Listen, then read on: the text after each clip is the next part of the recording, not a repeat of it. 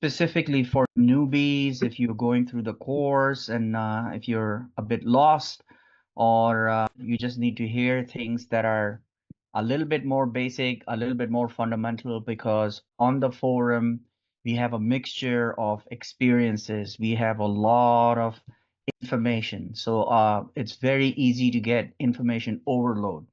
So the formats usually for these calls are, number one, they're restricted to 40 minutes. We do not go over 40 minutes. Every week, I usually either choose a topic, and it's a very basic fundamental topic. I do a presentation about that, and we have a few minutes towards the end, and I try to answer questions. Again, the purpose of those presentations is, again, as a newbie, if you lack knowledge in that specific area, it's supposed to help you with that. So I think Major is here with us. He's going to put it in the chat. Every time I forget, that is the link to where all the prior videos are that I've done. So if you watch them, or you can watch the ones that interest you, the very first video recording that I have is probably, I feel, is one of the most important one, because it actually talks about what you need to be doing in the slow flip business sequentially. Because that's the other problem even I had when I first joined, was now I had all the information. I didn't know what to do first and what to do second, and so on and so forth. Okay. So having said that, today I'm excited because one of our most active community member, Marie and Eric, are our guests, and they are going to be talking about their experience. They're going to start with their first slow flip. Just give a little background brief on how they got that. After that, hopefully, Marie and Eric, you can unmute yourself. Okay. How are you?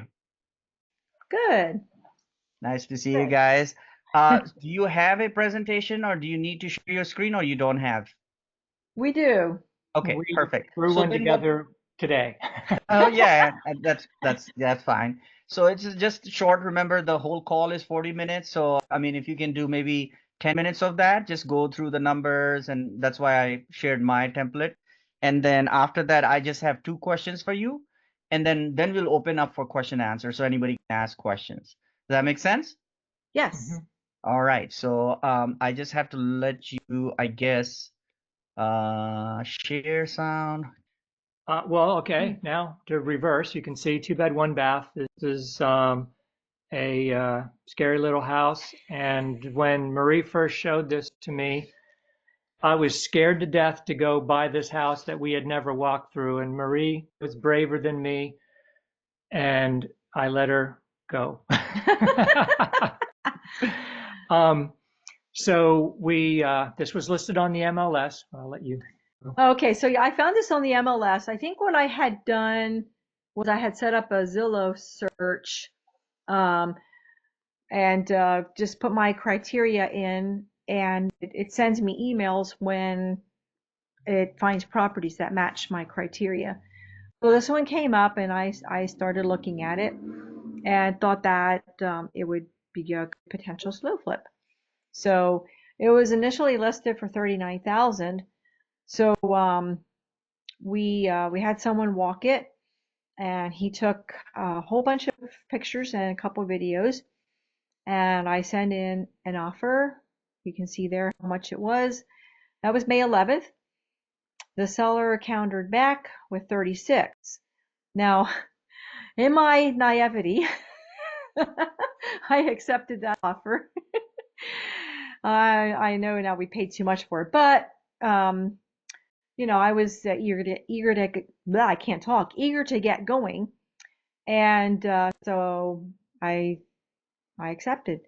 So we ended up closing on this on May 30th, and it was actually one that we self-funded, so no private lender involved. And again, you can see our projected numbers there, and so then we used the filler. It was actually someone from the group. I don't know if they're still active or not, but they lived in the area. And on one of the Wednesday calls, we were talking about this, and we said, we're not really sure what to do. We have a house, and he said, I'll help you with it. So he did, and we had a few showings, and ultimately, about a month after we bought it, we did sell it for less than what we wanted to, but we'll go into that later. Um, I think we were a little high in what we were asking for. Again, we're going to talk later about knowing your market, and we did not know our market at this time. We were kind of throwing a darts at a dartboard, but our filler had them wet sign our paper, our contract for deed, collected a certified check, and then dropped it all into a FedEx or a UPS envelope and mailed it to us. So then this is the final numbers, projected versus the actual. So because we dropped it 10,000, we, ended up being a little lower on the ROI. Right now at 17.69, this is our worst one, but it's still working great for us. Yeah, when we were working on the presentation this afternoon, I said to Eric, that's our worst one, but I think 17.69% is still pretty good for an ROI. Where else can you get that? So, we're still happy with it. Would we like more? Of course. I think Scott shoots for 20% minimum, which is what we do now. But again, we were new, and this one was kind of a tough sell. So we were just happy to get it filled. So now, since we're 15 months into this one, again, our original person is still there, and he is slightly behind. He owes right now $96.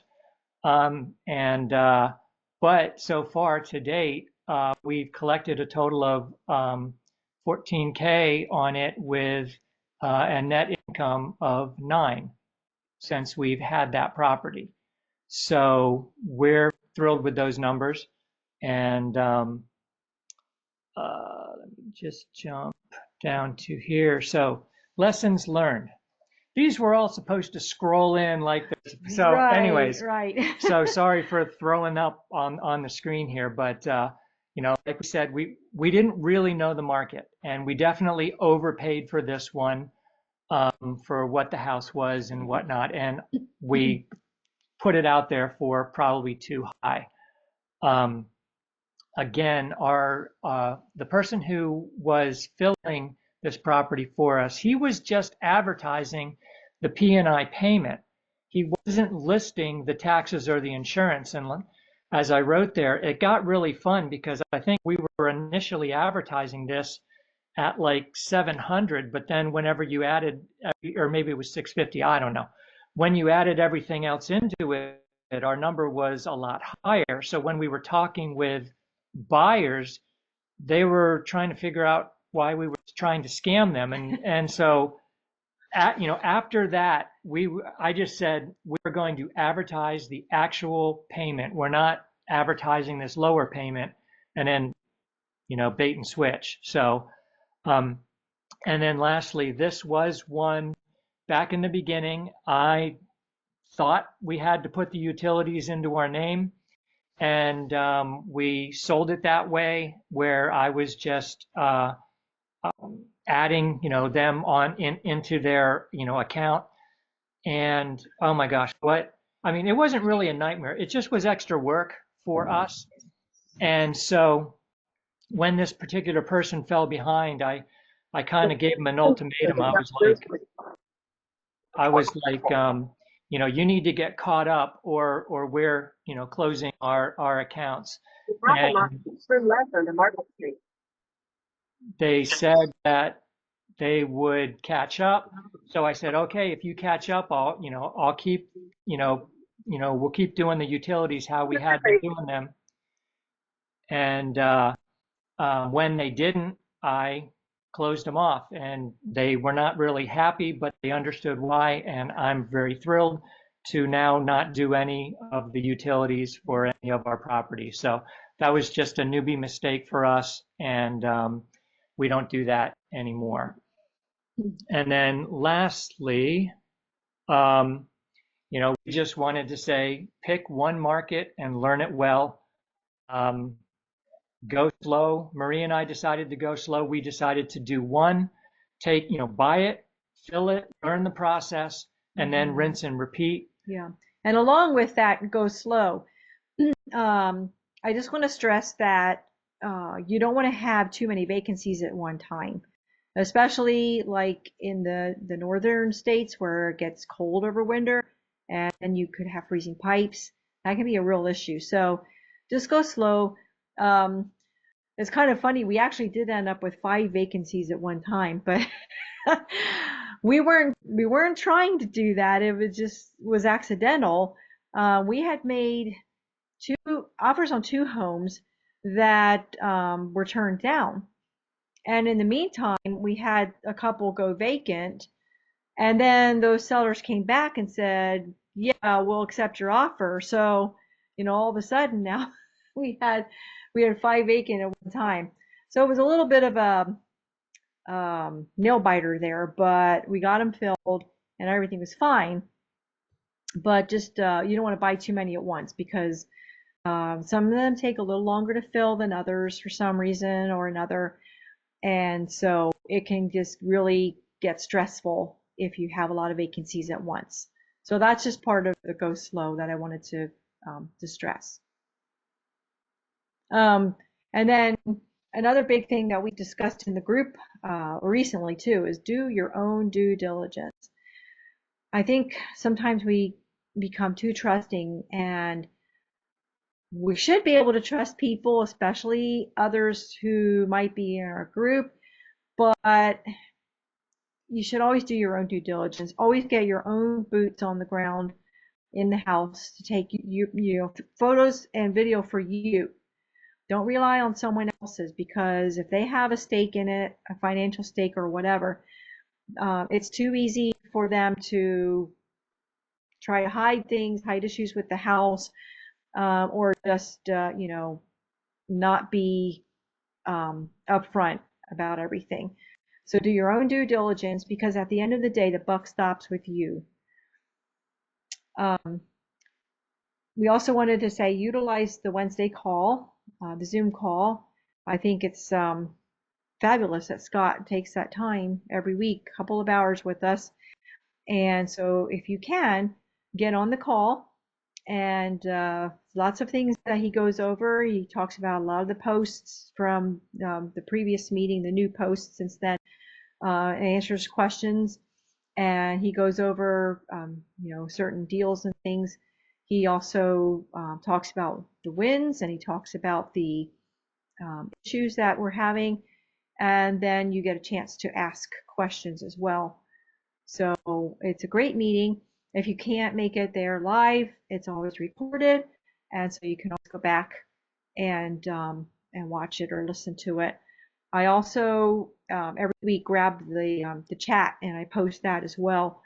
From my understanding, when Scott posts the replay, you can't see the chat, so I save that and I post it, and so you can kind of scroll through that as it matches up with the time on the call and see what's being discussed in the chat. So finally, we just wanted to say to everyone, you got this. So that's the end of our presentation. Short and sweet. That's great. Thank you. Thank you, Maria and Eric. You can stop share if you like. Okay. So I just have 2 questions, very simple, basic. And then we'll open up to questions. So if anybody has questions, just raise your hands, please, and I'll call you as I go along. All right. So we want to take as much time. That's why this presentation is like this, so that you can ask questions. And the whole purpose of this, and that's what my first question is, Maria and Eric, is when you first started, I know it's hard, to go back, and because now you have all the experience, right? But just go back, like how Eric mentioned, like I was scared and all that. Just imagine all these people who are on these calls, especially the really, really newbies. That's how they're feeling right now, right? So share with them what were your challenges so they can understand that, we all went through that. And so what were your, if you were to name two or three big challenges before you even bought your first slow flip, what were they? Uh, just having the, I mean, like I sort of already said mine. It was just, I was terrified to buy a house in another state. I mean, I had heard other investors doing that. We were obviously on the calls. We were listening to that other people doing that and other masterminds that were in. We knew people that were, buying remotely. But for us to do that, are you kidding me? And so again, it just was I just was nervous. I just knew everything was going to go wrong with it, and we didn't have the resources, to recover from, buying a $30,000 property that, whatever. So, Marie knew we could do it. Marie had more faith than I did, and I just trusted her and the group. And you're right. Going back to thinking of all the things that we were thinking through, primarily we just plugged into the group. We plugged into the group. We were active on all the calls, and we asked questions. And we just asked and asked and asked and asked. How do we do this? What happens here? So, Yeah. And even then, asking all those questions, we still didn't know everything. no, of course, we still The don't now. I guess one of our biggest challenges really was the insurance. How to find insurance for these houses because they're obviously not in the best shape. And a lot of companies did not want to insure them. A lot of companies do inspections, and so even if we did get insurance, it could very well be canceled when they drive by in a couple of weeks. So that was very challenging, and to figure out exactly how we wanted to do it because there's different ways to do it, and people in the group are doing that different ways. So, we just had to figure out what we were comfortable with, what was good for us and work for our tenant buyers, and do that. So that I would say that was a big challenge as well. Another challenge was, getting the team members that we needed in that particular market. So, we needed an attorney because we could have an eviction. And And when we had somebody that we needed to evict, we didn't have that attorney. We were yeah, still trying to find one. And I think I saw in the chat somebody wondered which location. We are operating in north central Indiana, and so we started looking around for an attorney that did foreclosures and for forfeitures, and they're few and far between. And so it took us, while we weren't getting paid, a couple months to actually yeah, find somebody. And so that was definitely a challenge. So, again, you'll even when you don't have a non-paying tenant, you want to still try to get an attorney that will do evictions for the market that you're in. Okay. All right. Great. Thank you. We do have questions, so we're just going to go into those questions. I'm not sure who had the hand up first. I'm just going to go by whatever shows here. So Kevin, can you go ahead and ask your question? Yeah, hey guys. Thanks so much for the presentation. It was fantastic. You mentioned I think it's Eric. You mentioned the water bill, the utilities. I just did my first slow flip 2 weeks ago, and that was one of the things I was on the fence with. Was I had posted in the group, leave the water bill in your name or put it in their name, and I got so much different feedback. Kind of just reading it all at once made me more nervous, so I just kind of not looked at it and just put it in my name. And I think the biggest fear was if they didn't pay it, you may never know, and if they disappear, there might be a $3,000 water bill. So, how do you guys feel with that? Since it sounds like you are putting it in their name, if I listen correctly, and how do you kind of sleep at night knowing that it's getting paid every month? Well, again, you're going to need to, and maybe you've already done this, but you're going to need to talk to the water and or sewer providers in your area. Where we are, at first, I didn't know if out there in Indiana, the tenant could put that information into their name. Where we're located in Pennsylvania, our local market, when we had rentals, we couldn't do that. The water had to stay in the landlord's name. So that was my mindset. It had to be in our name. So anyway, so first off, find out if they can. And what we found out is the water both of them can go into the tenant's name. The water stays with the tenant. So where we are located, if the tenant, racks up a $9,000 water bill and they leave, that stays with them. However, the sewer bill is tied to the house. And we did have a tenant leave, left us, never ever paid the sewer bill. We did get left with a $350 bill. I just essentially applied the leftover, down payment, from them leaving. I just kind of said, okay, that's being covered and whatever, and we paid it. I don't know if that answers your question or not. That definitely helped. If you can get it out of your name, I would suggest that, because that just was a bunch of extra work I had to do. I had to get the bill. I had to go into, we use Buildium. So I would scan the bill in. I would go into, tenant, okay, you now have a water bill of this, you have a sewer bill of this. 10 minutes, but that's 10 minutes I don't have to spend anymore. Yeah. So, and if you have to do it for more than one property, yeah. And that adds up. Yeah. Thank you. Yeah, that's why I asked, because it feels like it's the only thing that is left kind of it's the only thing I'm still tied to, and it kind of bothers me. And I had to go to the water department in this weird little town. They made me actually go and wet signature, which I wasn't happy about. And I'm like, well, I got to do this 12 more times if I get 12 houses. And they're like, yeah, that's how we do it. So anyway, thank you, because you definitely helped me look at some different things there. Thanks, guys. Okay, sure, great. Sure. Okay, next up is Vanessa. Can you hear me? Yes. Okay, thank you so much for that presentation. That was great.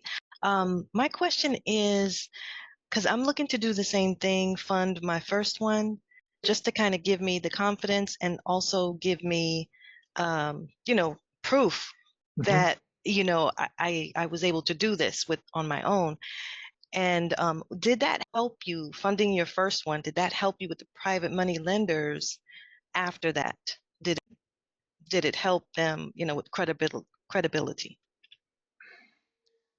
We're not the best people to answer that question. Yeah, we're kind of a unique situation. Right now, we are utilizing family members for our private money. Yeah.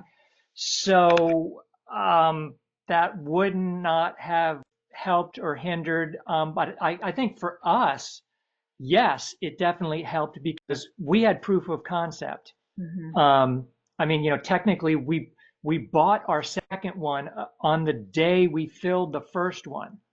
It just ended up that way. But still, we knew that this worked. And so once you have that confidence and you know that it works, your conversation with a lender that you don't know is going to be totally different, because it works. You're not hoping it works. I think this is going to work. You know what I mean? So you will know. So I think that's smart. Okay, thank you. Okay, and next up is Carrie. If I'm saying your name wrong, please say it so we can all pronounce it correctly. Hey guys, good evening. This is Kari. And thanks for the presentation, guys. Really quick question. It says, I guess you guys said that you had used the MLS to find this property. Do you have these days, do you need a realtor to use the MLS, or can we pay for it separately these days? I haven't bought a property in a while. I know MLS was strictly used to be for realtors only, but can we Yeah, buy access to the MLS these days? not as far as I know. When I say I use the MLS, it was actually Zillow because the properties are listed on Zillow. So Okay. yeah, that's what I meant by that. And I guess that my comment was misleading. Sorry about that. Yeah, so the properties were listed on the MLS, but the MLS forwards that Yeah, data out to a lot of other sites that non-realtors have access to, realtor.com. yeah. There's a whole bunch of them. I can't think of them right now. And so we had a couple searches set up, and so when we find a property, or when we get an email that says, "Hey, you might want to check out this property," um, we then, we look at it and then send it to a local realtor who then takes it from there. Because, right, once we find the property, we can't do anything without a realtor. I see. Okay. I just wanted to confirm. Thanks, guys. Yep. Okay. Vanessa, do you have another question? Your hand is still up, or? Okay. All right. So does anybody have any other questions? Meanwhile, I'll just go ahead and ask a question. So,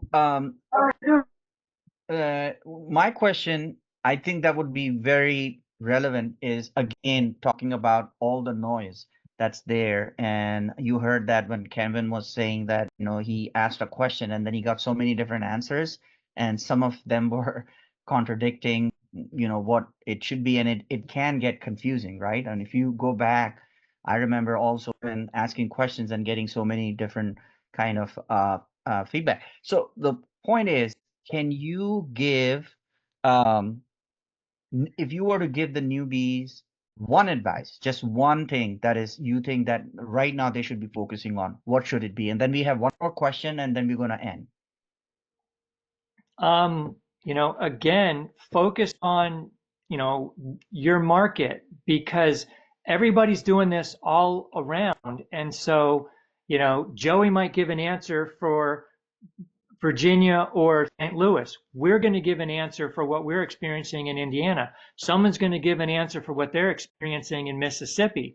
And so you got all these things because there's different regulations around. So, you may need to dial down to when you pick a market, find people on the group that are in that market, or just go straight to the source. Call the county, call the utilities, call the county, and to ask the questions of the the municipalities. That's a hard word. So, but yeah, I mean, again, it's just lost my train of thought. But Yeah, we're not saying don't ever go into a secondary market, but I think it's best to stick with one for a while and learn it well, so you know all the regulations. We just had a big thing happen in school where, one of the members said she got this communication from I was an attorney, I guess, and they have just learned that they really should have their contract notarized, and so now they have to all go back and retroactively do that. So learn your market and learn it well. Know what's required so you have all your I's dotted and T's crossed. Okay. All right. So our last question is from CTJ. That's all I see here. I don't see a name. Yeah, it's Christopher Jones. Thanks. Sorry. Quick question. So you bought on Zillow. Obviously the seller had an agent representation, but when you purchase as the buyer, did you have an agent representing you? Yes. Yeah, I Um, stumbled upon an agent when I inquired about one of his listings. So yeah, now he's been working for us. So okay. But so did you pay the agent some kind of commission or fee?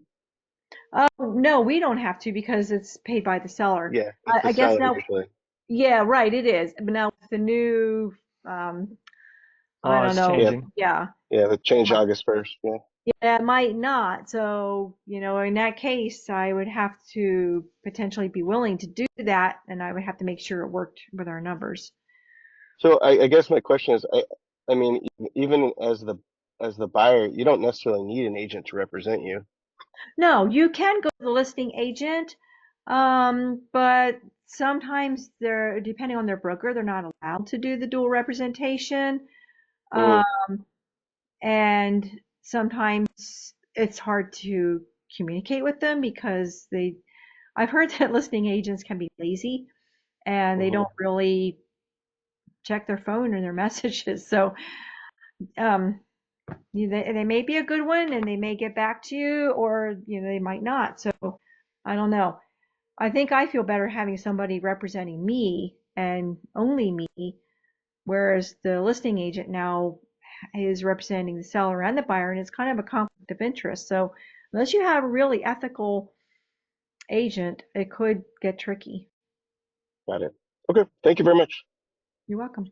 Hey, Amir, can I just ask Eric and Marie real quickly? I know that time's Yes, running go out ahead. here.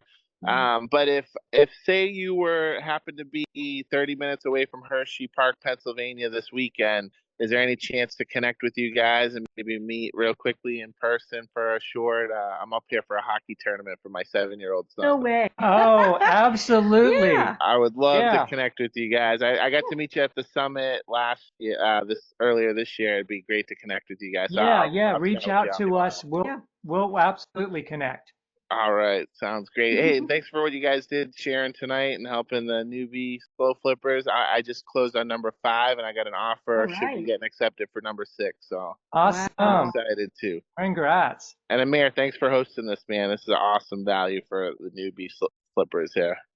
You're welcome. All right. Well, that was great. Thank you so much. So what my goal is to bring guests like you, who've been in the program for a little while and share with the newbies. And so this segment is called My First Slow Flip. And if you notice, if you go and watch mine, I think I have a few more minutes. I'll just end on that. Is that the truth is that the first slow flip, usually when you buy, you most likely will pay a little bit more for it. And it happens. It's okay. But do your math, even if you pay a little bit more, as you can see in case of Mary and Eric, they're still making, 17, 18% on it. So just don't completely ignore the math, do your money math, but be aware that, you may make a mistake, but that's okay because you're going to get better. So as you see now that they are just rocking, right? They're just moving on so fast because they learn from those mistakes. So just don't be afraid of that. All right. Well, having said that, thank you everyone for joining, and I will see you all next week. Again, Marie and Eric, thank you so much. I'll see you all guys next week. Thank you. Bye, Bye. everyone.